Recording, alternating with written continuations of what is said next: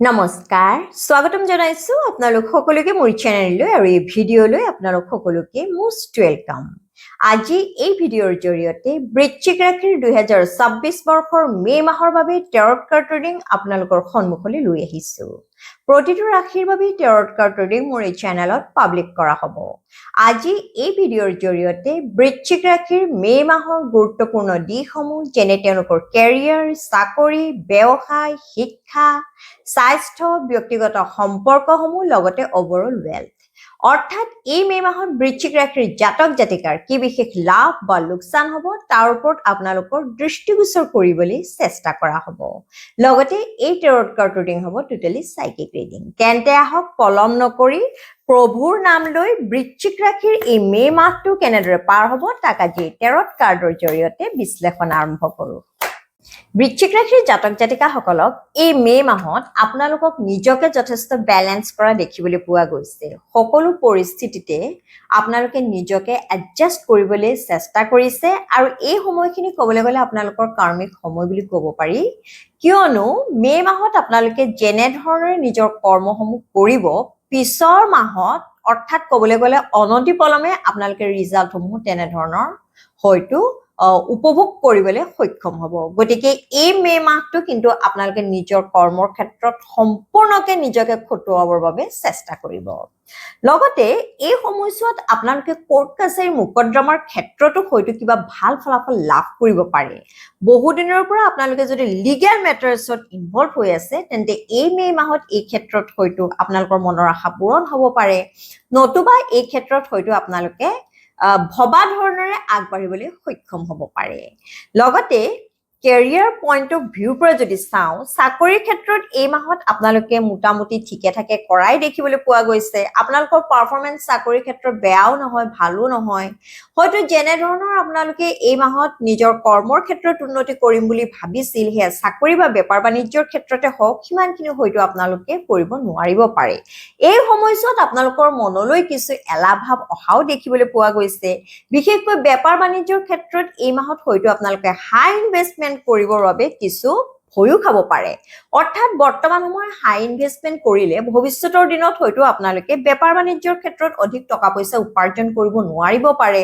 হয়তো কোনো সময়ত আপোনালোকে অৰ্থনৈতিক সংকটতো পৰিব পাৰে তেনে ধৰণৰ মনোভাৱ আপোনালোকৰ মনলৈ অহা দেখিবলৈ পোৱা গৈছে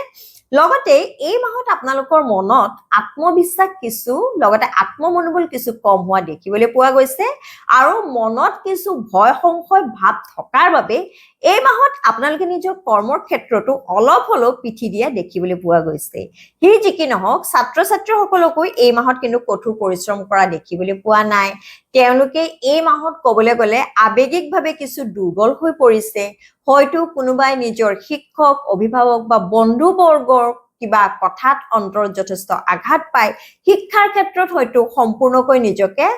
কনসেন্ট্ৰেট কৰাবলৈ সক্ষম হোৱা নাই আৰু এই মাহত আপোনালোকে ৰিজাল্টসমূহ হয়তো আশা কৰা ধৰণৰে নাপাবও পাৰে গতিকে শিক্ষাৰ ক্ষেত্ৰত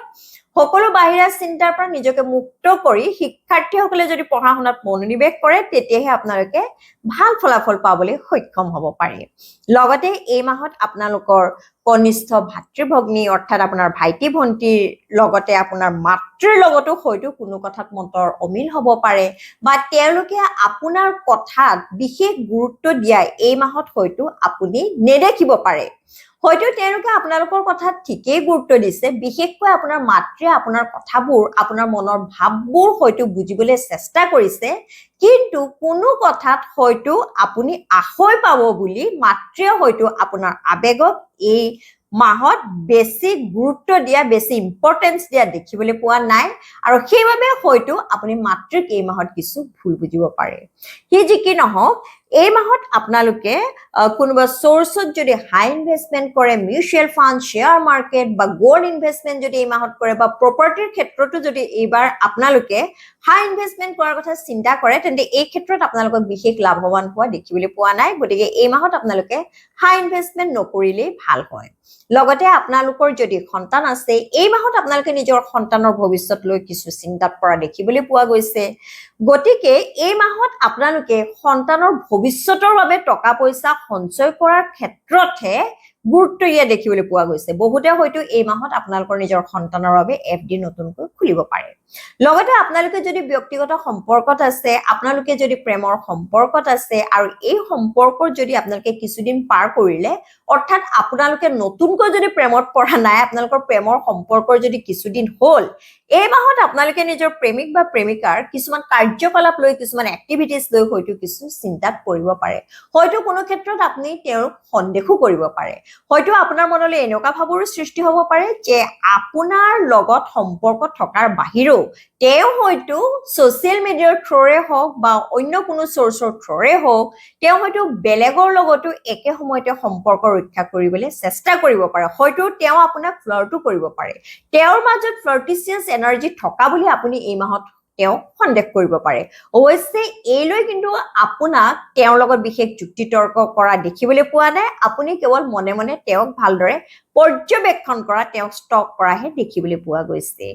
লগতে স্বাস্থ্য পাতিৰ ক্ষেত্ৰত যদি চাওঁ, এই মাহত অলপ চলপ মানসিক সমস্যাৰ বাহিৰে স্বাস্থ্য পাতিৰ ক্ষেত্ৰত আপোনালোকক বিশেষ অসুবিধাৰ সন্মুখীন হোৱা দেখিবলৈ পোৱা নাই। পূৰ্বতে যদি কিবা আপোনালোকে অসুখত ভুগি আছিল আৰু তাৰ প্ৰপাৰ ট্ৰিটমেণ্ট যদি মাহৰ প্ৰথম ভাগৰ পৰা যদি আপোনালোকে আৰম্ভ কৰে, তেন্তে এই মাহত আপোনালোকে আৰোগ্য লাভ কৰাও দেখিবলৈ পোৱা গৈছে। লগতে এই মাহত হয়তো কোনোবা বৃশ্চিক ৰাশিৰ জাতক জাতিকাৰ মাহৰ মধ্যভাগত আপোনালোকৰ বহুদিনীয়া মনৰ আশা হয়তো পূৰণ হ'ব পাৰে আৰু তাৰ বাবে আপোনালোকে নিজৰ বন্ধুবৰ্গৰ লগত, নিজৰ ফেমিলি মেম্বাৰ্ছৰ লগত, নিজৰ কলিগছৰ লগত যথেষ্ট এনজয় কৰা, চেলিব্ৰেশ্যন কৰা দেখিবলৈ পোৱা গৈছে। হয়তো আপোনালোকে বহুদিনৰ পৰা কিবা প্ৰজেক্টত নিজৰ প্ৰচেষ্টা আগবঢ়াই আছিল আৰু ইমান দিন হয়তো আপোনালোকে সফলতা লাভ কৰা নাছিল, কিন্তু মে' মাহৰ মধ্যভাগত আপোনালোকে এই ক্ষেত্ৰত সফলতা লাভ কৰা, অৰ্থাৎ আপোনাৰ সপোনসমূহ পূৰণ হোৱা দেখিবলৈ পোৱা গৈছে।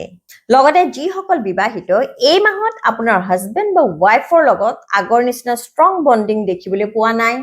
এই মাহত আপোনালোকৰ স্পাউচ, আপোনালোকৰ হাজবেণ্ড বা ৱাইফ হয়তো কিছু খঙাল হ'ব পাৰে। কোনো সময়ত হয়তো আপোনাক যথেষ্ট পোনপটীয়াকৈ আপোনাৰ ভুলসমূহ তেওঁ পইণ্ট আউট কৰিব পাৰে, নতুবা এই মাহত আপোনাৰ হাজবেণ্ড বা ৱাইফে জীৱনত কিবা ডাঙৰ সিদ্ধান্ত হয়তো আপোনাক নুসুধাকৈও ল'ব পাৰে।